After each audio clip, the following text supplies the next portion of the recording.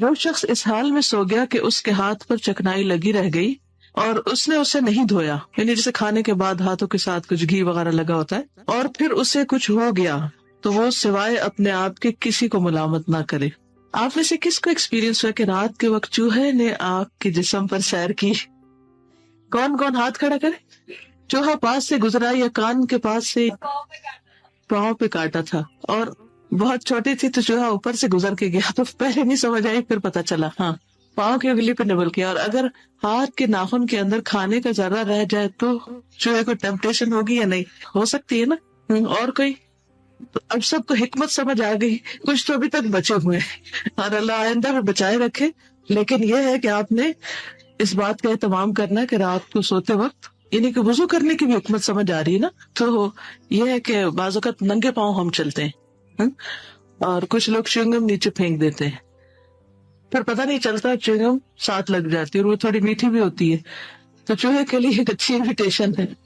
تو اس صورت میں وضو کرنا تو بہت ہی اچھا ہے، اور وضو کرتے وقت بھی اچھی طرح انسان کو اپنا آپ صاف کرنا چاہیے تاکہ کوئی ایسی چیز چمٹی بھی نہ رہ جائے۔ بعض اوقات کھانے کے ذرا جیسے کچن میں کام کر رہے ہیں تو کچھ روٹی کا ٹکڑا گر گیا یا کچھ اور اوپر پاؤں آ گیا اور وہ پاؤں کے ساتھ ہی چپک گیا اور آپ نے دھویا نہیں پاؤں کو اور اسی طرح سو گئے، تو نبی صلی اللہ علیہ وسلم پر کتنا پیار آتا ہے نا کہ آپ نے ماں باپ سے بڑھ کر ہماری تربیت کی اور ہمیں تعلیم دی اور ہمیں وہ باتیں بتائیں جن کی طرف ہمارا کبھی دھیان بھی نہ جائے۔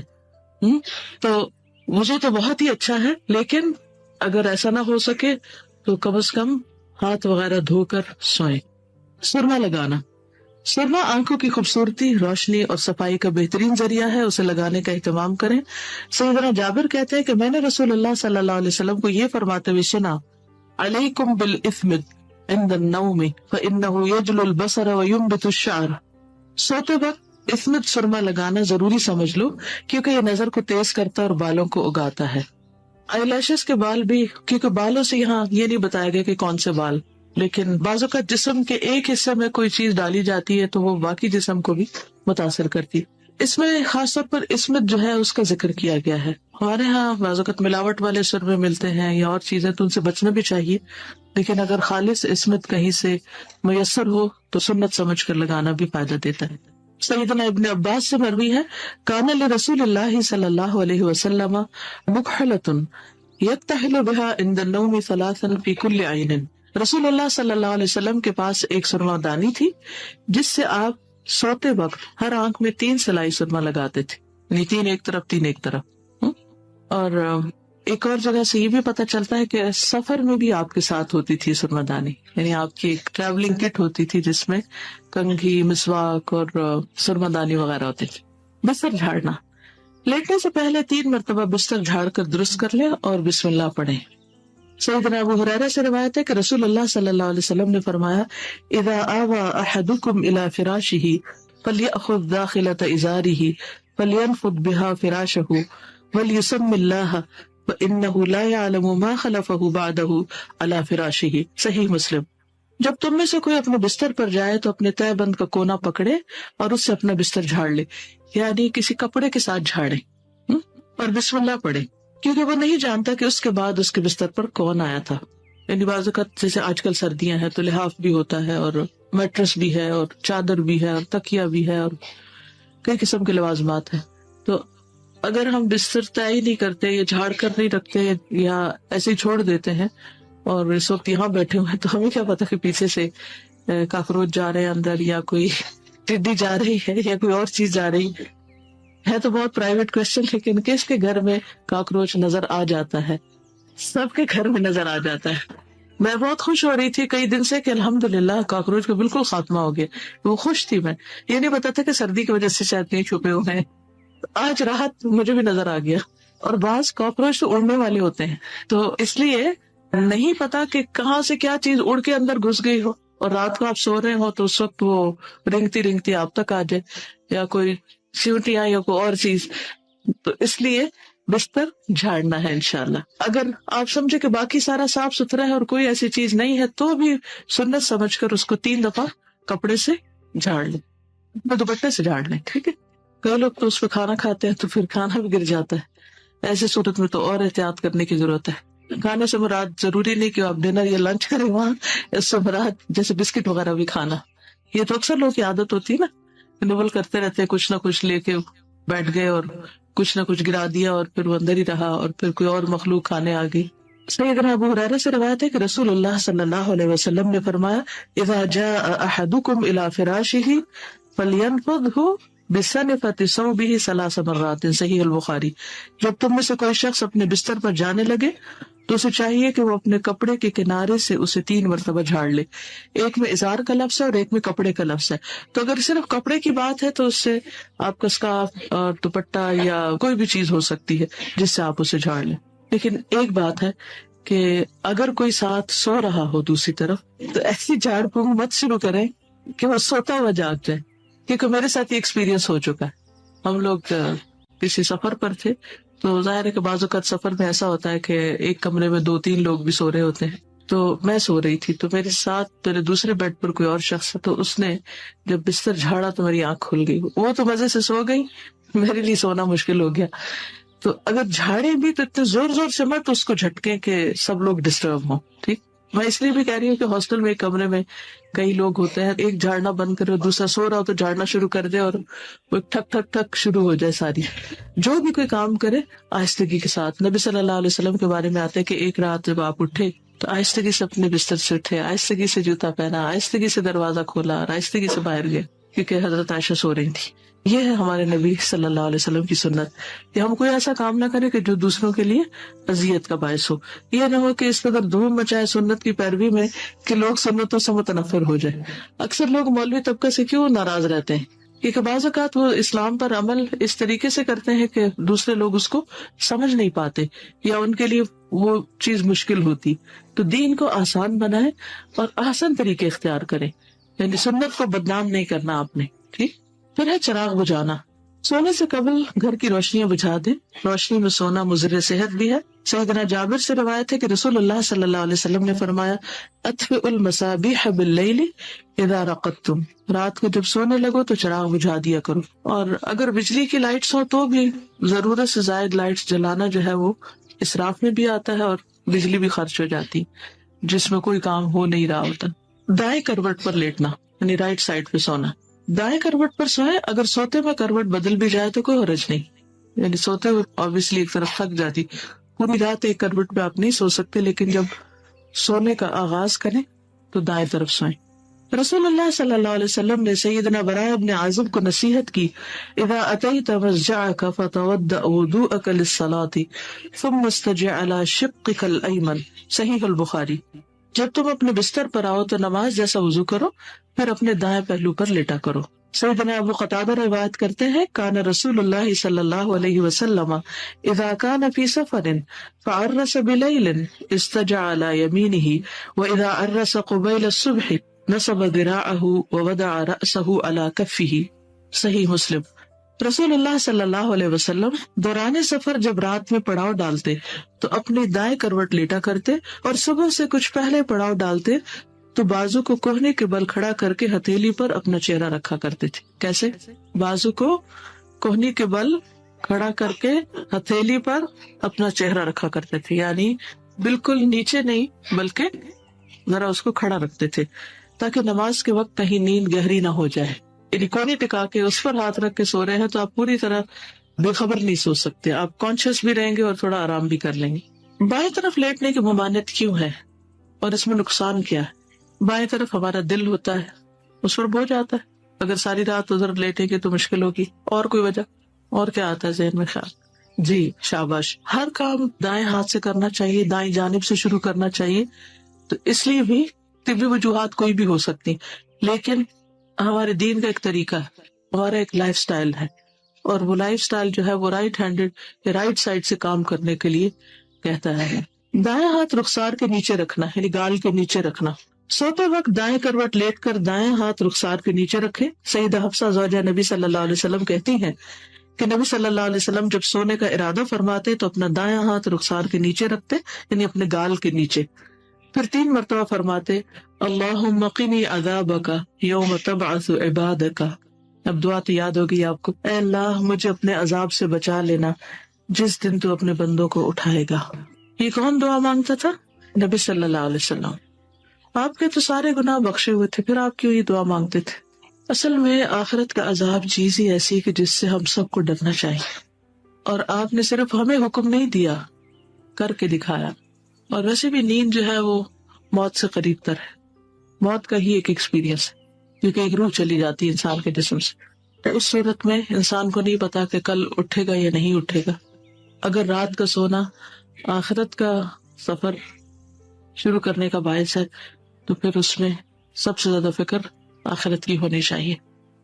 عام طور پر رات کو سوتے ہوئے لوگوں کی زیادہ تر فکر کس چیز کی ہوتی ہے اور خواب بھی کس چیز کے دیکھتے ہیں؟ جو دن بھر کیا ہوتا ہے یا کل پیش آنے والا ہوتا ہے، یعنی دنیا کے دن، پاسٹ، پریزنٹ، فیوچر، اس کے بارے میں زیادہ سوچتے ہیں. آخرت کے بارے میں ہم کم ہی سوچتے ہیں. حالانکہ ہم سب کو اصل فکر اس دن کی لگنی چاہیے جس دن کوئی بھی کام نہیں آئے گا. تو آج رات سوتے وقت اپنے فکر افکار کا بھی جائزہ لیں کہ آپ کیا سوچتے ہیں، اس وقت کیا چیز آپ کی نیند خراب کر دیتی. سیدنا حذیفہ نے فرمایا کان النبی صلی اللہ علیہ وسلم اذا اخذ مضجعه من اللیل وضع یده تحت خده، صحیح البخاری. نبی صلی اللہ علیہ وسلم جب رات کو اپنے بستر پر لیٹتے تو اپنا ہاتھ رخسار کے نیچے رکھتے. پیٹ کے بل نہ لیٹنا، یعنی اوندے منہ نہیں لیٹنا. رات یا دن کسی بھی وقت پیٹ کے بل نہ لیٹے. سیدنا ابو ہریرہ سے روایت ہے کہ رسول اللہ صلی اللہ علیہ وسلم نے ایک شخص کو پیٹ کے بل لیٹے ہوئے دیکھا تو فرمایا ان هذه زجعۃ لا يحبها اللہ، بے شک اس طرح پیٹ کے بل لیٹنا اللہ تعالیٰ کو پسند نہیں. تو ہمیں ایسا کام نہیں کرنا چاہیے جو اللہ تعالیٰ کو پسند نہ ہو، خواہ ہمیں عادت پڑ بھی چکی ہو، پھر بھی اس عادت کو توڑنا چاہیے. بعض مائیں بچوں کو الٹا لٹاتی ہیں کیونکہ اس طرح بچے زیادہ سوتے ہیں یا ان کو سکون مل جاتا ہے. پیٹ میں اگر کوئی تکلیف ہے، گیسز وغیرہ، درد ہے، تو اس کے لیے ان کو وہ الٹا لٹا دیتی. اب کیا ہوتا ہے کہ وقت کے ساتھ ساتھ ان کو الٹا ہی سونے پر نیند آتی اور پھر بڑے ہو کر ہی عادت پڑ جاتی. تو اس بارے میں ہمیں نہ صرف اپنے سونے کے پوزیشن بلکہ اپنے بچوں کی پوزیشن پر بھی غور کرنا ہے کہ ان کو ایسی عادت نہ ڈالی جائے کہ جو بڑے ہو کر ان کے لیے پھر توڑنا مشکل ہو جائے. سیدنا ابو ذر سے روایت ہے کہ میں پیٹ کے بل لیٹا ہوا تھا، دن کو لیٹے ہوں گے کہیں. نبی صلی اللہ علیہ وسلم میرے پاس سے گزرے، مجھے قدم مبارک سے ٹھوکا دیا اور فرمایا یا جنیدب انما هذه زجعۃ اہل النار، اے پیارے جندب، بے شک یہ اہل جہنم کے لیٹنے کا انداز ہے، یعنی ناپسندیدہ طریقہ ہے. پھر تہجد کی نیت کر کے سونا. تہجد کی نیت کر کے سوئیں. حضرت عائشہ رضی اللہ تعالیٰ عنہا سے روایت ہے کہ رسول اللہ صلی اللہ علیہ وسلم نے فرمایا من اتا فراشہ وهو ينوي ان يقوم يصلي من الليل فغلبته عيناه حتى اصبح كتب له ما نوى وكان نومه صدقة عليه من ربه عز وجل. سنن النسائی. جو کوئی اس نیت سے اپنے بستر پر آئے کہ رات کو تہجد کے لیے اٹھے گا اور پھر اس پر نیند غالب آ جائے یہاں تک کہ صبح ہو جائے تو اسے اس کا اجر مل جائے گا جس کی اس نے نیت کی تھی، اور اس کے رب عز و جل کی طرف سے اس کی نیند اس کے لیے صدقہ ہو جائے گی. تو اس سے نیت کی اہمیت کا بھی پتہ چلتا ہے کہ اگر آپ کسی چیز کے لیے ارادہ کر لیتے ہیں اور کسی وجہ سے نہیں کر پاتے تو آپ کو اس کا پورا پورا اجر مل جاتا ہے. اصل میں انسان کے اعمال کا تعلق اس کی سوچ سے ہوتا ہے. جب سوچ اچھی ہوتی ہے، سوچ مثبت ہوتی ہے، کچھ کرنے کا جذبہ، ارادہ، تمنا، امنگ ہوتی ہے تو مشکل سے مشکل حالات میں بھی انسان اس کام کو کر جاتا ہے. لیکن اگر سوچ ہی ڈھیلی ہو یا سوچ میں خرابی ہو تو پھر بہت سے راستے ہوتے ہوئے بھی انسان چل نہیں پاتا، اپرچونٹیز کو اویل نہیں کر پاتا. تو ہمارے دین میں نیت کی بہت زیادہ اہمیت ہے اور نیت پر اعمال کا دار و مدار ہے، اور بعض اعمال اچھی نیت کی وجہ سے بہت پھلتے پھولتے ہیں. اس سلسلے میں ایک چھوٹی سی چیز آپ کے ساتھ شیئر کرنا چاہوں گی نیت کے بارے میں. یہ ایک بلڈنگ کی تصویر ہے جو حضرت عثمان رضی اللہ تعالیٰ عنہ کے نام پر وقف ہے. اگر آپ مکہ میں جائیں تو آپ دیکھیں گے کہ بہت سی بلڈنگز پہ بلڈنگ نظر آتی ہیں اور ان پر اکثر لکھا ہوتا ہے وقف اور آگے نام لکھا ہوتا ہے. اسی طرح مدینہ میں بھی بہت سی بلڈنگ جو ہیں وہ وقف ہیں. ایک آرٹیکل ہے جسے عبدالستار خان نے لکھا ہے. لکھتے ہیں کہ آپ کو معلوم ہے کہ سعودی عرب کی ایک بینک میں خلیفہ سوم حضرت عثمان بن عفان کا آج بھی کرنٹ اکاؤنٹ ہے. یہ جان کر بھی آپ کو حیرت ہوگی کہ مدینہ منورہ کی میونسپلٹی میں حضرت عثمان بن عفان کے نام پر باقاعدہ جائیداد رجسٹر ہے. آج بھی حضرت عثمان بن عفان کے نام پر بجلی اور پانی کا بل آتا ہے. کیا آپ جانتے ہیں کہ مسجد نبوی کے قریب ایک عالی شان رہائشی ہوٹل زیر تعمیر ہے جس کا نام عثمان بن عفان ہوٹل ہے؟ کیا آپ تفصیل جاننا چاہیں گے؟ یہ وہ عظیم صدقہ جاریہ ہے جو حضرت عثمان بن عفان کے صدق نیت کا نتیجہ ہے، سچی نیت کا. جب مسلمان ہجرت کر کے مدینہ منورہ پہنچے تو وہاں پینے کے صاف پانی کی بڑی قلت تھی. ایک یہودی کا کنواں تھا جو مسلمانوں کو پانی مہنگے داموں فروخت کرتا. قصہ سب نے سن رکھا نا. اس کنویں کا نام بئر روما تھا، یعنی روما کو کنواں. مسلمانوں نے رسول اکرم صلی اللہ علیہ وسلم سے شکایت کی اور اپنی پریشانی سے آگاہ کیا. رسول اکرم صلی اللہ علیہ وسلم نے فرمایا، کون ہے جو یہ کنواں خریدے اور مسلمانوں کے لیے وقف کر دے؟ ایسا کرنے پر اللہ تعالیٰ اسے جنت میں چشمہ عطا کرے گا. حضرت عثمان یہودی کے پاس گیا اور کنواں خریدنے کی خواہش کا اظہار کیا. کنواں چونکہ منافع بخش آمدنی کا ذریعہ تھا، وہ پانی بیچتا تھا، اس لیے یہودی نے فروخت کرنے سے انکار کر دیا. حضرت عثمان نے یہ تدبیر کی کہ یہودی سے کہا کہ پورا کنواں نہ صحیح، آدھا کنواں مجھے دے دو. آدھا کنواں فروخت کرنے پر ایک دن کنویں کا پانی تمہارا اور ایک دن میرا ہوگا، یعنی باری لگا لیتے. تو وہ لالچ میں آ گیا. اس نے سوچا کہ حضرت عثمان اپنے دن میں پانی زیادہ پیسوں میں فروخت کریں گے، اس طرح مزید منافع کمانے کا موقع مل جائے گا. اس نے آدھا کنواں حضرت عثمان کو فروخت کر دیا. حضرت عثمان نے اپنے دن مسلمانوں کو کنویں سے مفت پانی حاصل کرنے کی اجازت دے دی. لوگ حضرت عثمان کے دن مفت پانی حاصل کرتے اور اگلے دن کے لیے بھی ذخیرہ کر لیتے. یہودی کے دن کوئی شخص بھی پانی خریدنے نہ جاتا. یہودی نے دیکھا کہ اس کی تجارت بالکل ماند پڑ گئی تو اس نے حضرت عثمان سے باقی آدھا کنواں خریدنے کی گزارش کی کہ تو یہ آدھا بھی خرید لیں. اس پر حضرت عثمان راضی ہو گئے. پورا کنواں خرید کر مسلمانوں کے لیے وقف کر دیا. اس دوران ایک آدمی نے حضرت عثمان کو کنواں دگنی قیمت پر خریدنے کی پیشکش کی. کسی اور نے کہا کہ آپ ڈبل پرائس پہ مجھے دے دیں. حضرت عثمان نے فرمایا کہ مجھے اس سے کہیں زیادہ کی پیشکش ہے. اس نے کہا میں 3 گنا دوں گا. حضرت عثمان نے فرمایا مجھے اس سے زیادہ گنا کی پیشکش. اس نے کہا میں 4 گنا دوں گا. انہوں نے کہا مجھے اس سے زیادہ ملتی. آدمی بڑھاتا رہا. حضرت عثمان یہی جواب دیتے رہے، یہاں تک کہ اس آدمی نے کہا حضرت آخر کون ہے جو آپ کو 10 گنا زیادہ منافع دے رہا ہے؟ حضرت عثمان نے فرمایا میرا رب مجھے ایک نیکی پر 10 گنا اجر دینے کی پیشکش کرتا ہے. وقت گزرتا رہا اور یہ کنواں مسلمانوں کو سیراب کرتا رہا، یہاں تک کہ کنویں کے ارد گرد کھجوروں کا ایک بہت بڑا باغ بن گیا. عثمانی سلطنت کے زمانے میں اس باغ کی دیکھ بھال ہوئی.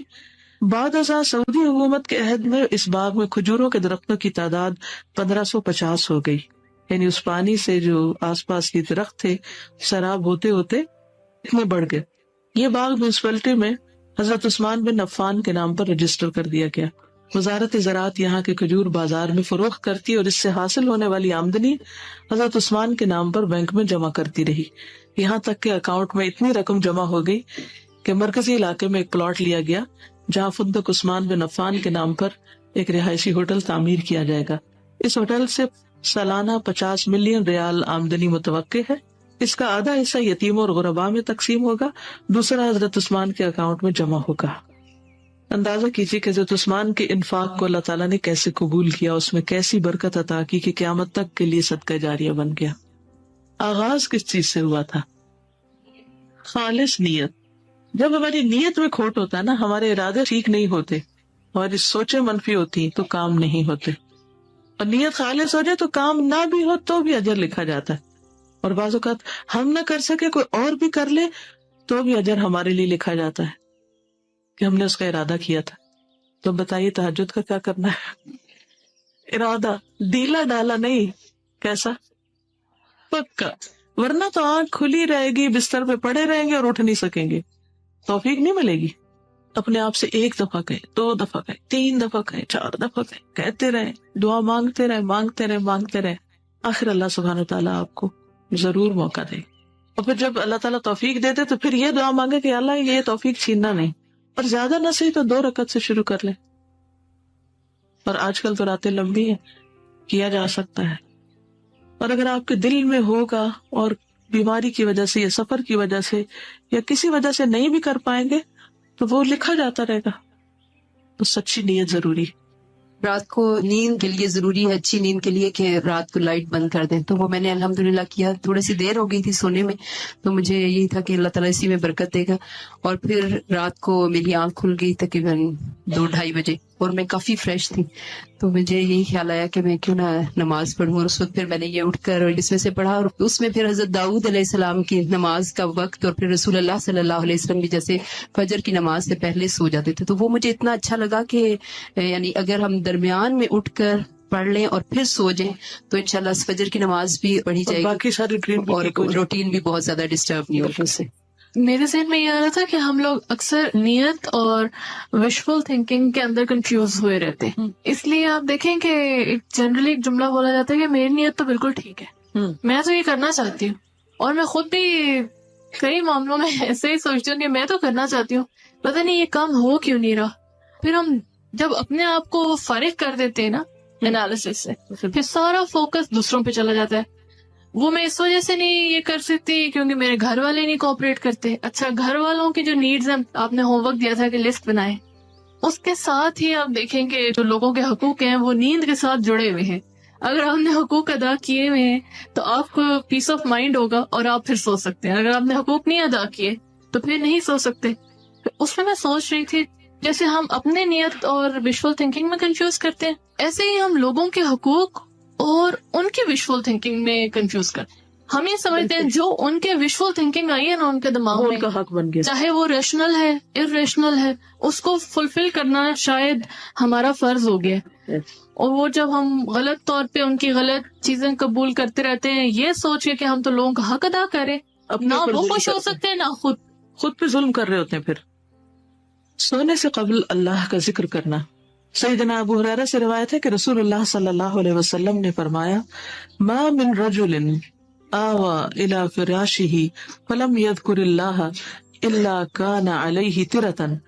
جو شخص اپنے بستر پر آئے لیکن اللہ کا ذکر نہ کرے تو یہ اس کے لیے باعث حسرت ہوگا. یعنی اللہ کو یاد کیے بغیر سو جانا یہ حسرت کا باعث ہوگا، ریگریٹس ہوں گی اس پر. ابن مسعود کہتے ہیں، النوم عند الذکر من الشیطان ان شئتم فجربوا اذا اخذ احدكم مضجعه واراد ان ينام فليذكر الله عز وجل. اللہ کے ذکر کے وقت نیند آ جانا شیطان کی طرف سے ہے. بعض اوقات آپ ایسے تھے قرآن پڑھ رہے تھے پھر سو جاتے ہیں، پھر سو جاتے ہیں، تو یہ شیطان بیچ میں آ کے انسان کے ساتھ کرتا ہے زیادتی. اگر تم چاہو تو تجربہ کر کے دیکھ لو، اور جب تم میں سے کوئی بستر پر آئے اور سونے کا ارادہ کرے تو اسے چاہیے کہ اللہ عز و جل کا ذکر کرے. سیدنا معاذ بن جبل سے روایت ہے کہ نبی صلی اللہ علیہ وسلم نے فرمایا، ما من مسلم یبیت علی ذکر طاہرا فیتعار من اللیل فیسأل اللہ خیرا من الدنیا والآخرۃ الا اعطاہ ایاہ. سنن نبی داؤد. جو مسلمان باوضو ہو کر اللہ کا ذکر کرتے ہوئے سو جائے اور پھر رات کے کسی حصے میں اس کی آنکھ کھل جائے اور وہ اللہ سے دنیا اور آخرت کی خیر مانگے تو وہ اسے عنایت فرما دے گا. یعنی ایسے شخص کی دعا بھی قبول ہوگی. اور ہم کتنے ڈیسپریٹ ہوتے ہیں نا کہ ہماری دعائیں قبول ہوں، ہماری مشکلات آسان ہوں، ہمارے مسائل حل ہوں. سوتے وقت کے مسنون اذکار. سورۃ البقرہ کی آخری 2 آیات. سیدنا ابو مسعود بدری نبی صلی اللہ علیہ وسلم سے روایت کرتے ہیں، سورۃ البقرہ کی آخری 2 آیتیں جو کوئی ان کو رات کو پڑھ لے وہ اس کو کافی ہو جاتی. سیدنا نعمان بن بشیر سے روایت ہے، نبی صلی اللہ علیہ وسلم نے فرمایا، اللہ تعالیٰ نے آسمان و زمین پیدا کرنے سے 2000 برس پہلے ایک کتاب لکھی. اس کتاب میں سے 2 آیات اتاری جن کے ساتھ سورۃ البقرہ کو ختم کیا. جس گھر میں 3 رات یہ آیات پڑھی جائیں شیطان اس گھر کے قریب نہیں آتا، اور وہ ہے آمن الرسول سے لے کر علی القوم الکافرین تک. سورۃ الکافرون. سیدنا فروہ بن نوفل اپنے والد سے روایت کرتے ہیں کہ نبی کریم صلی اللہ علیہ وسلم نے نوفل سے فرمایا، قل یا ایھا الکافرون پڑھو اور اسی پر بات چیت ختم کر کے سو جاؤ. بے شک اس میں شرک سے برات کا اظہار ہے. یعنی انسان سوتے وقت اس بات کی یقین دہانی کرتا ہے کہ میرا شرک اور کفر سے کوئی تعلق نہیں اور میں خالص توحید پر ہوں. سورۃ الاخلاص. سیدنا ابو درداء سے روایت ہے کہ رسول اللہ صلی اللہ علیہ وسلم نے فرمایا، کیا تم اس سے عاجز ہو کہ ہر رات 1/3 قرآن پڑھ لو؟ صحابہ نے عرض کیا کہ 1/3 قرآن کس طرح پڑھیں؟ آپ نے فرمایا، قل هو اللہ احد 1/3 قرآن کے برابر ہے. سورۃ الاخلاص اور معوذتین. سیدہ عائشہ رضی اللہ تعالی عنہا روایت کرتی ہیں کہ نبی صلی اللہ علیہ وسلم جب اپنے بستر پر آرام فرماتے تو روزانہ رات کو اپنے دونوں ہاتھوں کو ملا کر ان پر قل هو اللہ احد، قل اعوذ برب الفلق اور قل اعوذ برب الناس پڑھ کر پھونک مارتے، پھر دونوں ہاتھ اپنے تمام جسم پر پھیرتے جہاں تک ممکن ہوتا، پہلے اپنے سر اور چہرے پر پھیرتے اور سامنے کے بدن پر، اور یہ عمل آپ 3 مرتبہ کرتے تھے۔ اب اس میں آپ دیکھیے کہ ایک طرح سے آپ اپنے آپ کو حصار میں دے رہے ہوتے ہیں، پروٹیکٹ کر رہے ہوتے ہیں، اپنے آپ کو خود ہی دم کر رہے ہوتے ہیں۔ اور اگر ساتھ ساتھ معنی پر آپ غور کرتے جائیں، سب سے پہلے آپ اللہ سبحانہ و تعالیٰ کی توحید بیان کرتے ہیں، پھر اس کے بعد پناہ لیتے ہیں قل اعوذ برب الفلق من شر ما خلق ومن شر غاسق اذا وقب ومن شر النفاثات فی العقد۔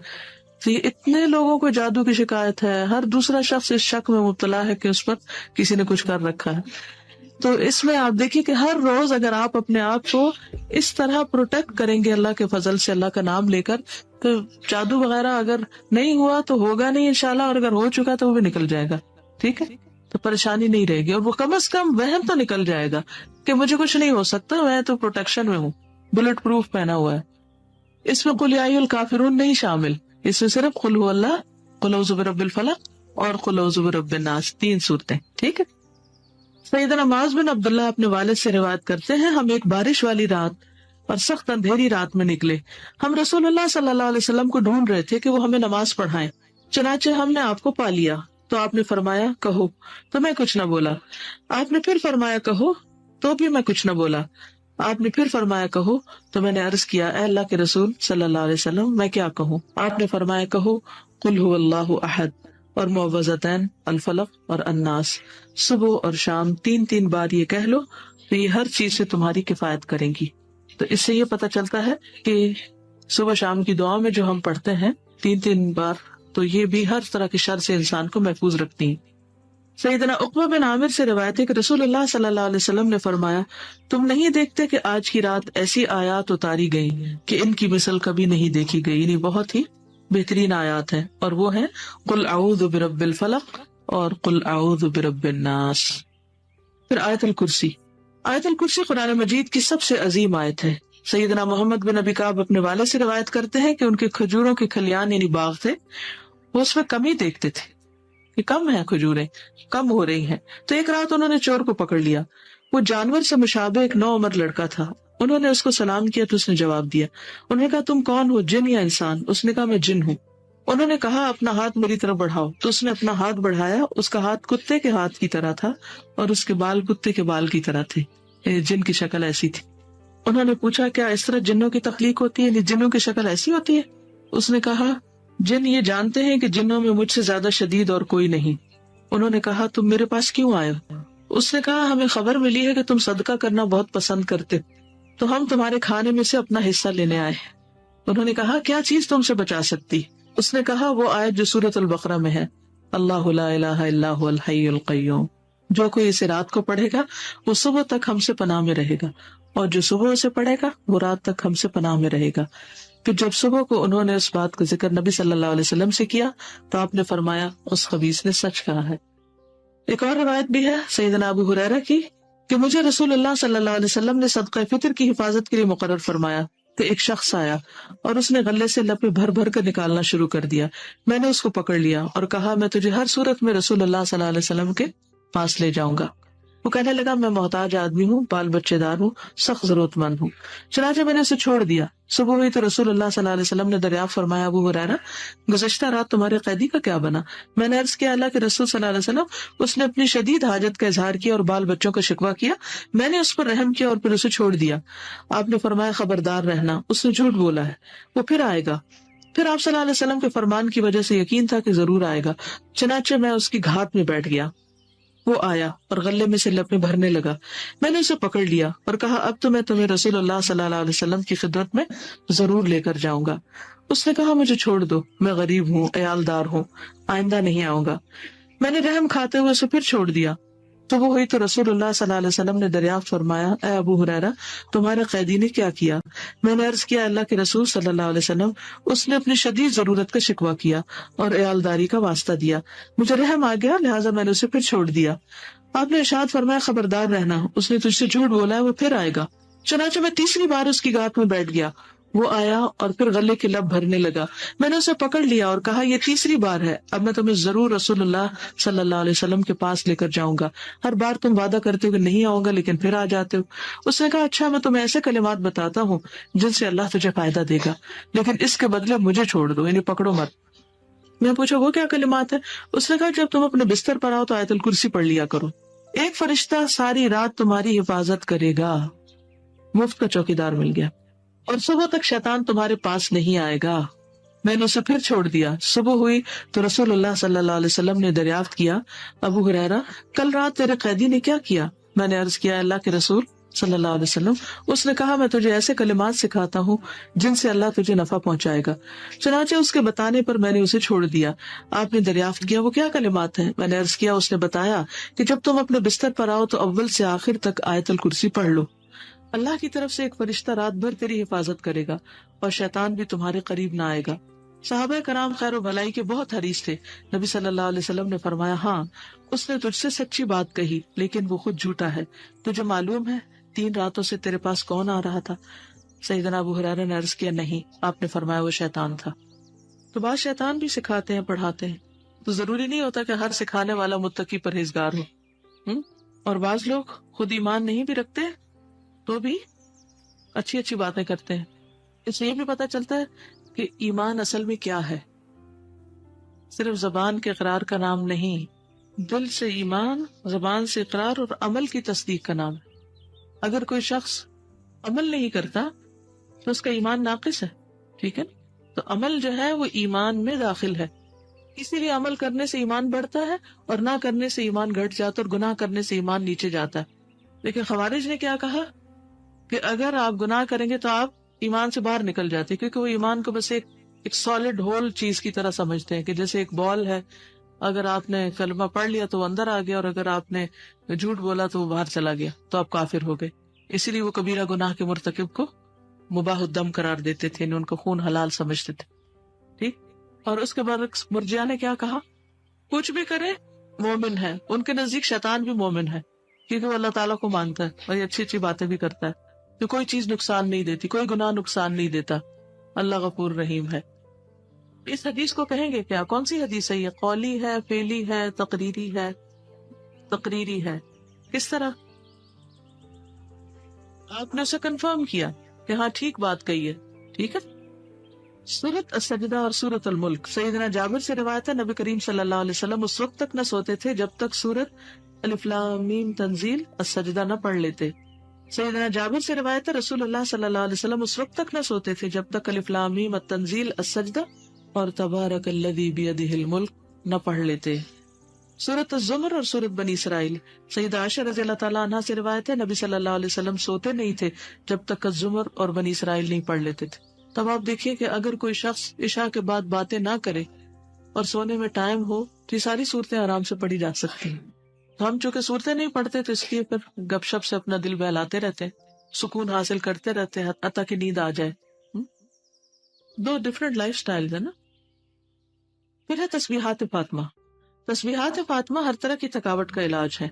सैयदना अली से रिवायत है रज़ियल्लाहु ताला अन्हा कि सैयदा फातिमा रज़ियल्लाहु ताला अन्हा के हाथों में चक्की पीसने की वजह से तकलीफ हो गई, तो वो इसकी शिकायत लेकर नबी करीम सल्लल्लाहु अलैहि वसल्लम की खिदमत में हाजिर हुई, क्योंकि उन्हें मालूम हुआ था कि आपके पास कुछ गुलाम आए हैं, लेकिन उनकी मुलाकात आपसे न हो सकी। नहीं, जिस वक्त आई तो आप तशरीफ फरमाना थे। तो सैयदा फातिमा ने हज़रत आयशा से इस बात का जिक्र किया।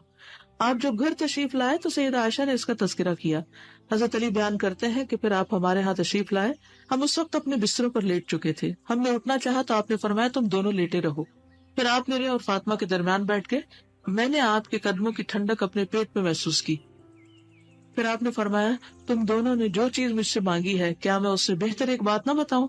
जब तुम अपने बिस्तर पर लेट जाओ तो 33 मरतबा सुभान अल्लाह, 33 मरतबा अल्हम्दुलिल्लाह और 34 मरतबा अल्लाह अकबर कहा करो। ये तुम्हारे लिए खादिम से बेहतर है। इसमें 2-3 चीजें आ रही। नंबर 1 ये है कि हजरत फातिमा बहुत ज्यादा घर के काम करती थी। वो हमारे लिए रोल मॉडल है या नहीं? तो घर के काम करके क्या वक्त जाया होता है? और घर के काम करके क्या इंसान की इज्जत और मकाम मर्तबा कम होता है? नहीं। ये हमारा कल्चर है कि जिसमें घर के काम करने को इज्जत या मर्तबे के खिलाफ समझा जाता है। ऐसा कुछ भी नहीं है। اللہ کے رسول صلی اللہ علیہ وسلم کی پیاری بیٹی حضرت فاطمہ گھر کے اتنے کام کرتی ہے کہ تھک کر چور ہو جاتی، اور پھر جن لوگوں کو آٹا گوندنا مشکل لگتا ہے وہ شکر کرے کہ انہیں چکی نہیں پیسنی پڑتی، کیونکہ اکثر لوگوں کو آٹا گوندنا مشکل لگتا ہے، تو مشکل کام، پکی پکائی روٹی چاہیے، نان کھا لیں گے لیکن روٹی نہ بنانی پڑے۔ تب آپ سوچئے کہ وہ ہم سے ایک سٹیپ آگے ہیں، وہ گندم بھی خود پیس رہی ہیں، جو یہ جس چیز کی بھی روٹی بنتی، اور پھر اس کے بعد گونتی بھی ہے اور اس کے بعد پکاتی بھی ہے، کتنی محنت